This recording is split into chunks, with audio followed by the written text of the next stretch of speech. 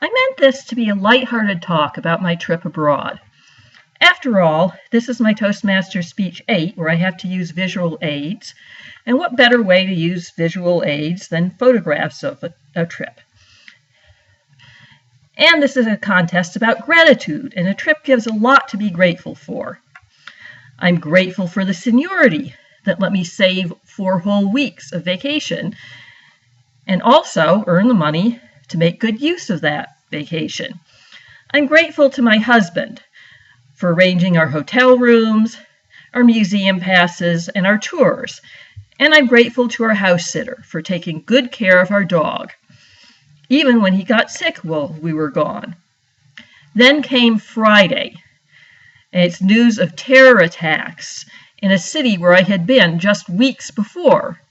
What can I say about gratitude in the face of more than 100 dead? Only that if I have to live in a world with groups like Daesh, I am grateful that it is also a world in which people come together in time of crisis and open their homes to those in need. And I'm still grateful for Paris. And with that, I turn to my originally planned talk. Is this the line to the church or the line to the tower? My husband asked a woman at the end of a long line snaking away from Notre Dame. I don't know, she replied in a British accent. I just saw a queue and got in it. I don't think it's the queue to anything, her husband piped up. I think a bunch of Brits just decided to form a queue. Our return from Senegal, we stopped in Paris. But let's backtrack. Our trip actually begins in London. Here's a typical London street scene. Being Jane Austen fans, of course we wanted to see Bath, so we could see where Anne Elliot got a second chance at love at the late age of 27, and where young Catherine learned that Isabella was not really her friend. We stopped at Bath on the way to some tourist trap. They say it's quite old. But enough of ruins. The point of vacation is to eat good food. Here are some typical foods in England, Senegal, and France.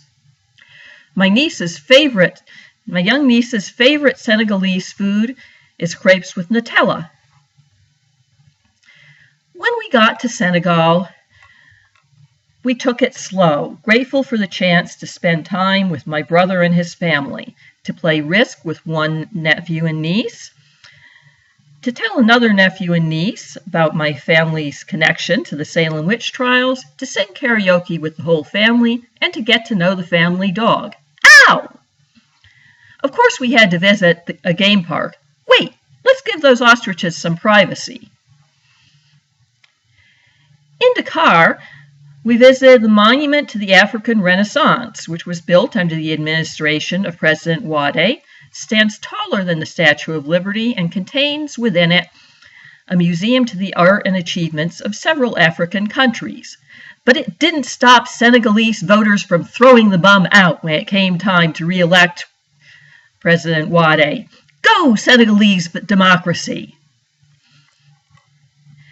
Just outside of Dakar is Senegal's most famous site, Gorée Island. You get off the ferry and you walk past vendors selling cloth, carvings, and a game with a stick and 2 balls in which my young niece got umpteen lessons.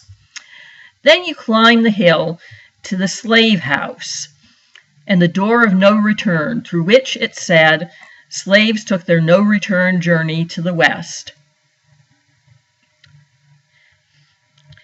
In the market, I practiced saying dafa cher, Wolof for it's expensive, and let my sister-in-law, a tiger at bargaining, make my deals for me. Thanks, Chisem. Outside of Dakar, we visited Kur Musa, a monastery where monks sing beautifully to the accompaniment of native instruments. You know those stories you read about how Parisian women are oh so much more wonderful and chic than you are because they can eat all the delicious food they want and still stay slim?